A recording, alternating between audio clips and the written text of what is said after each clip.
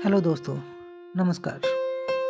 एक बार फिर से आज आप सबका स्वागत है आपके अपने YouTube channel Anoop tarot reading and reiki healer में। आज मैं आपके लिए एक पौराणिक कथा लेके आया हूँ, तो मेरे साथ बने रहिए और इस कथा का अनुसरण कीजिए। कथा है माता भगवती तुलसी माता की कथा। तो आइए इस कथा को सुनकर अपने ज्ञान को, अपने विचारों को और पवित्र करिए और बढ़ाइए। एक बार भगवान शिव जब तांडव कर रहे थे तो उनका जो तेज था वो समुद्र में गिर गया और उस तेज से एक महातेजस्वी बालक ने जन्म लिया। यह बालक आगे चलकर जालंधर के नाम से पराक्रमी दैत्य राजा बना। इसकी जो नगरी थी वो जालंधर नगरी थी, जो आज के टाइम में, आज के वक्त में पंजाब के अंदर जालंधर शहर के नाम से विख्यात है। जालंधर महाराक्षस था। उसका अत्याचार, उसका पराक्रम, उसके आगे कोई भी उसके आगे टिक नहीं पा रहा था। तो उसका जब प्रचार प्रसार चारों दिशाओं में फैलने लगा, उसके अत्याचार बढ़ने लगा, तो एक राज्य के अंदर दैत्यराज कालनेमी भी राज किया करते थे। जब कालनेमी राक्षस को, दैत्यराज को इस बात का पता चला कि कोई जालंधर नाम का राक्षस है और बड़ा ही वीर और पराक्रमी है, तो उनकी बेटी थी, उनकी बेटी का नाम था वृंदा। तो दैत्यराज कालनेमी ने सोचा कि अपनी पुत्री वृंदा का विवाह क्यों ना मैं जालंधर से कर लूं। और यही सोच विचार कर उन्होंने जालंधर को अपनी पुत्री वृंदा को सौंप दिया और उसके साथ विवाह रचा दिया। अपनी सत्ता के मद में चूर जालंधर राक्षस, उसने माता लक्ष्मी को पाने की कामना से युद्ध चालू कर दिया। वो देवताओं से युद्ध करता हुआ माता लक्ष्मी के पास जा पहुंचा, लेकिन समुद्र से ही उत्पन्न होने के कारण माता लक्ष्मी ने उसे अपने भाई के रूप में स्वीकार किया और वहां से पराजित होकर वह देवी पार्वती को पाने की लालसा से कैलाश पर्वत पर चला गया। भगवान देवाधिदेव शिव का ही रूप धार कर माता पार्वती के जैसे ही वो पास में गया, तो माँ ने, पार्वती ने तुरंत ही अपनी योग बल की माया से उसे पहचान लिया और वहां से अंतर्धान हो गई। अब देवी पार्वती को बड़ा क्रोध आया, तो उसने उस राक्षस से बचने के लिए भगवान विष्णु से प्रार्थना की और विष्णु से को जाकर ये सारा वृत्तांत सुनाया। जालंधर की पत्नी वृंदा बहुत ही पतिव्रता स्त्री थी, अत्यंत पतिव्रता। उसी के पतिव्रत धर्म की शक्ति से जालंधर न तो मारा जाता था और न ही पराजित होता था। इसीलिए जालंधर का नाश करने के लिए वृंदा के पतिव्रत धर्म को भंग करना बहुत जरूरी था। तो भगवान विष्णु ने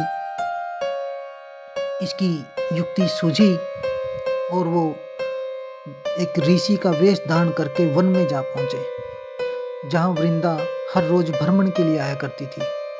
उस दिन भी वो भ्रमण के लिए आई हुई थी। तो सामने से ऋषि भगवान विष्णु ऋषि रूप में उनके सामने आ गए और भगवान विष्णु ने दो मायावी राक्षस भी साथ में ले लिए। जब राक्षसों को वृंदा ने देखा तो वो बहुत ही भयभीत हो गई। ऋषि ने वृंदा के सामने ही पल भर में दोनों राक्षसों को भस्म कर दिया। उनकी शक्ति देखकर वृंदा बहुत प्रभावित हुई और उनके चरण स्पर्श करने लगी। फिर वृंदा के मन में आया, क्यों नहीं इस एक सिद्ध महात्मा से मैं अपने पति के बारे में जान लूं, क्योंकि उसका पति जालंधर कैलाश पर्वत पर महादेव से युद्ध करने के लिए गया हुआ था। तो जब देवी वृंदा ने भगवान विष्णु से, जो ऋषि के रूप में उनके सामने खड़े थे, प्रस्तुत थे उस टाइम, तो उनसे आग्रह किया है कि आप अपनी योग माया से, अपनी योग दृष्टि से आपकी दिव्य दृष्टि जो है उसे देख करके मुझे मेरे पति का हाल चाल बता दीजिए। तो भगवान विष्णु ने दो वानरों को अपने पास बुलाया अपनी माया के बल से।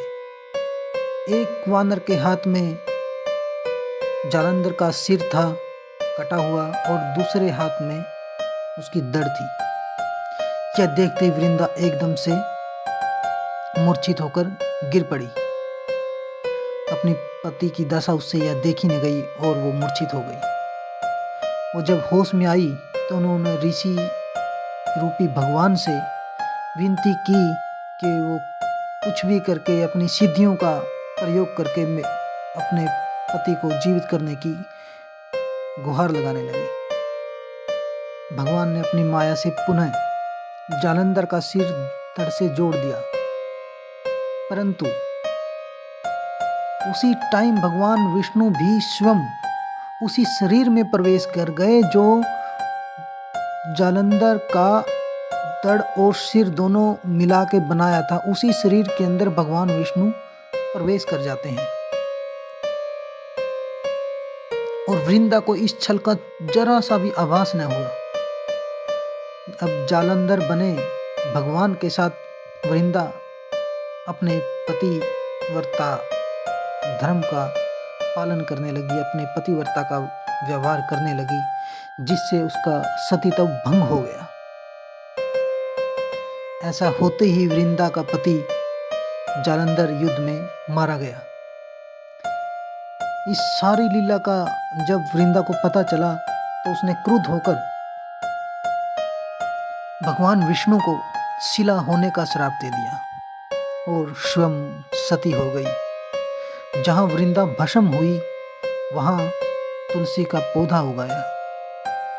तो भगवान विष्णु ने वृंदा से कहा, हे वृंदा, तुम अपने सतीत्व के कारण मुझे लक्ष्मी से भी अधिक प्रिय रहोगी।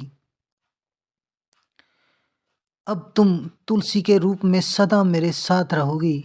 जो मनुष्य मेरे शालिग्राम रूप के साथ तुलसी का विवाह करेगा उसे इस लोक और परलोक में विपुल यश प्राप्त होगा।